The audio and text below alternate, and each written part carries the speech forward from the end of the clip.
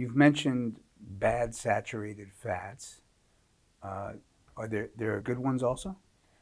No, there are no good ones. But avocado has a saturated small amount, fats are a gram. found a little bit in any food with any fat content, but they're not desirable.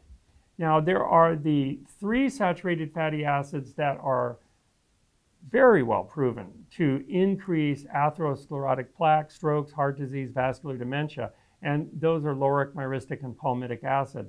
So those 3 would be considered extremely bad. There's an 18-carbon stearic acid, which is a saturated fat that's also found a lot in, well, it's named after steers, so you get the idea. This one, our bodies can split into, can put a point of desaturation in the middle and make it into oleic acid, thus sort of detoxifying it.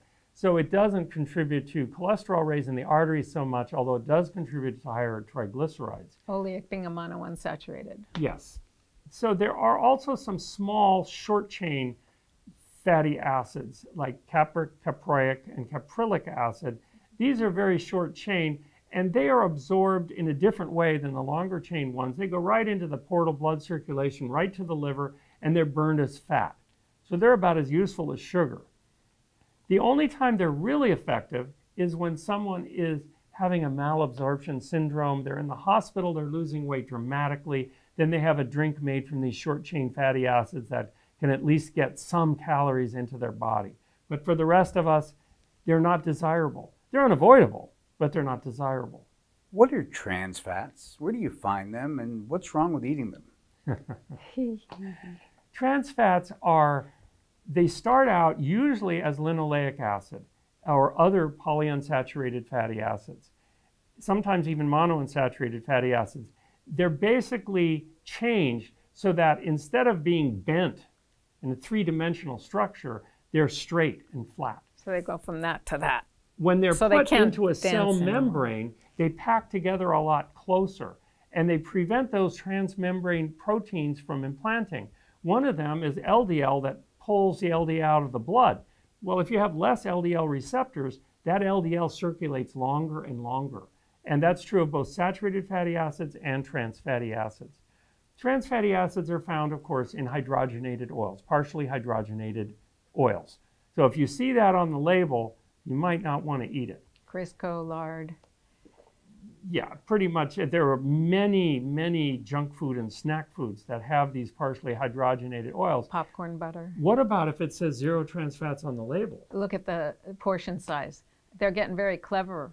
You know, if it you means only there's eat less 2, than half a gram per serving. So they just make the serving smaller, so it looks like there's none in the product. So it's really tricky. You need to actually read the ingredients, look for partially hydrogenated this or that, and then reject the product. Now, people think that the only way to get trans fatty acids is from industrial process where they take a cheap liquid oil and they put it in a reactor vat with a cobalt catalyst, and the purpose is to make it saturated, which is not a good idea. But the side effect is to get some trans fats in there too. But there's another way that people get their trans fats, and that's from biohydrogenation in the rumen of cattle or sheep or goats. These animals can actually make trans fats, and it's been found in different diets throughout the world. In Canada, it's about 50-50 of the trans fats from biohydrogenation from beef and milk compared to the industrially processed trans fats. There is no known difference between the damaging health effects of trans fats from animal products or from industrial hydrogenation. They all contain the same trans fats. There's a little more vasinic acid in the animal products, and there's a little more of the other acids in the industrially hydrogenated oils. Aladic acid is the one that's raised in those. But they all have the same trans fats, and they're all damaging to the body, and they all should be avoided. Another good reason to avoid beef and dairy products. What is the relationship between cholesterol in food and cholesterol in our blood? And what's the basis for your opinion? Well, cholesterol in food is not the primary cause of cholesterol in the blood, although it does raise it a little bit. In fact, I have a study here in the American Journal of Clinical Nutrition that showed that 100 milligrams of dietary cholesterol raises total cholesterol just about 2.2. A recent study in the American Journal of Clinical Nutrition showed that if you do eat about 400 milligrams of cholesterol in your diet, which is quite common, then you might bump up your total cholesterol about 8 or 10%. Now, this isn't the primary problem with cholesterol. The primary problem is oxidized cholesterol. Whenever you cook anything with cholesterol, whether it's eggs or beef or any animal product really that has cholesterol, what's happening is the cholesterol is becoming oxidized. And the oxidized cholesterol is a real problem. It gets into your bloodstream and it collects in the atherosclerotic plaque, that plugging plaque that contributes toward heart attacks and strokes and vascular dementia. Also, it enters the brain. Now, cholesterol can't enter the brain because of the blood-brain barrier, but oxidized cholesterol can. And whenever your total body burden of cholesterol is high, the cholesterol gets oxidized, partially because the animal products don't have antioxidants, so you're low in antioxidants. Then this cholesterol gets into your brain, the oxidized part, and it causes inflammation and damage to the brain cells, killing off brain cells.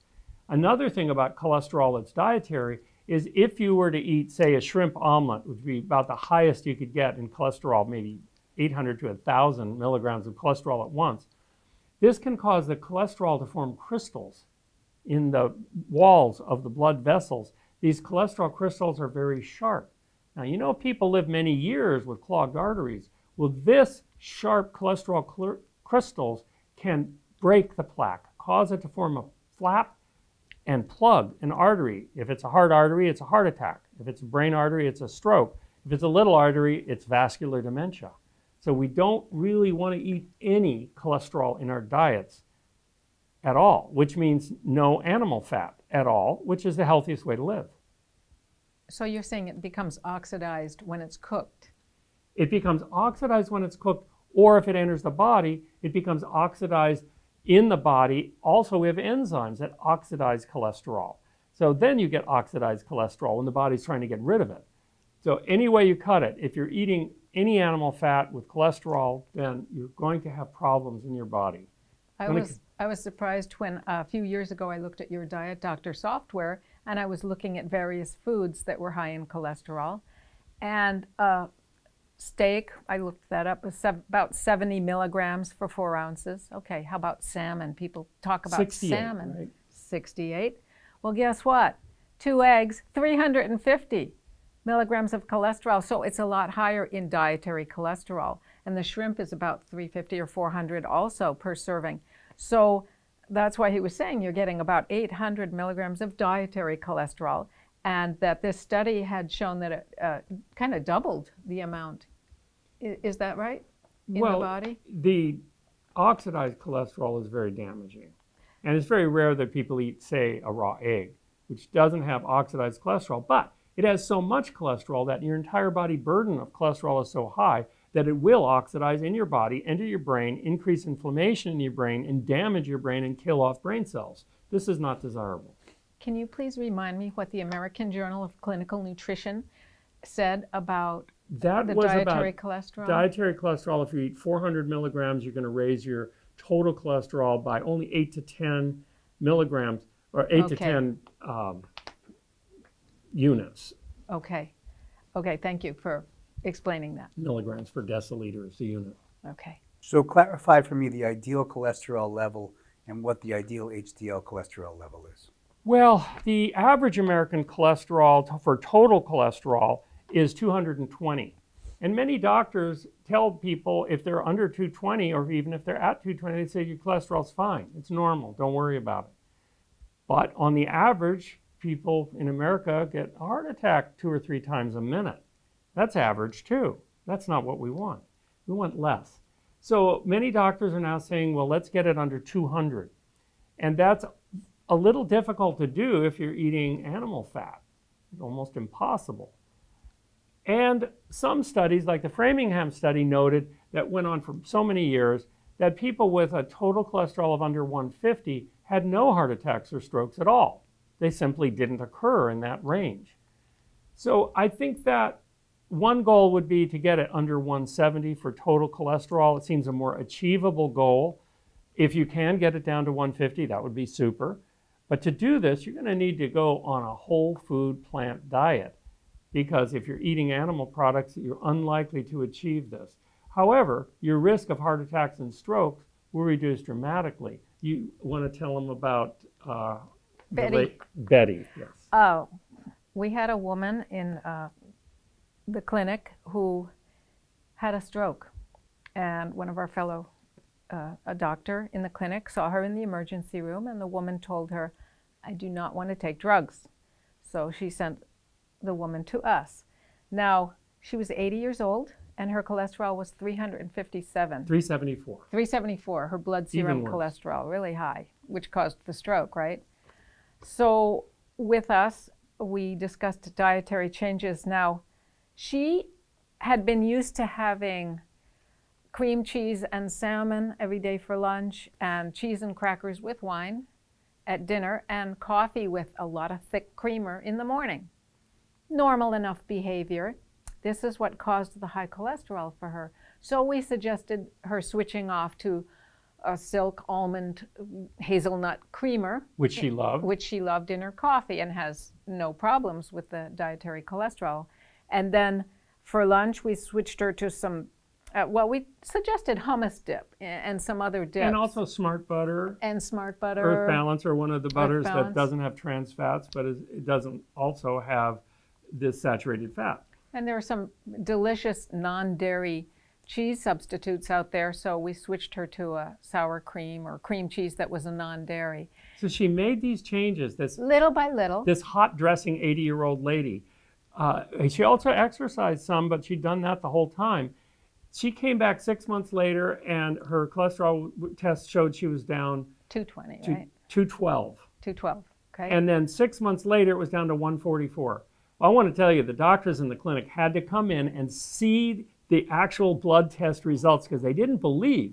Even with statins, you couldn't get it from 374 to 144 in 1 year. And dietary alone. She had already been a fitness buff, walking up and down She malls just and walked. highways I mean, and counting her steps. Yeah. And she was an athletic, very intelligent lady. But she went from 374 cholesterol and a stroke in the emergency room, this side of dying, to becoming in the heart attack proof zone of cleaned arteries. Unfortunately, after a year, we no longer could make appointments with Betty because she had graduated. We Her graduated chances of a stroke had gotten down to just about zero. Yeah, we said, you're there, girl. At least as far as an ischemic stroke goes, which makes up 85% of strokes.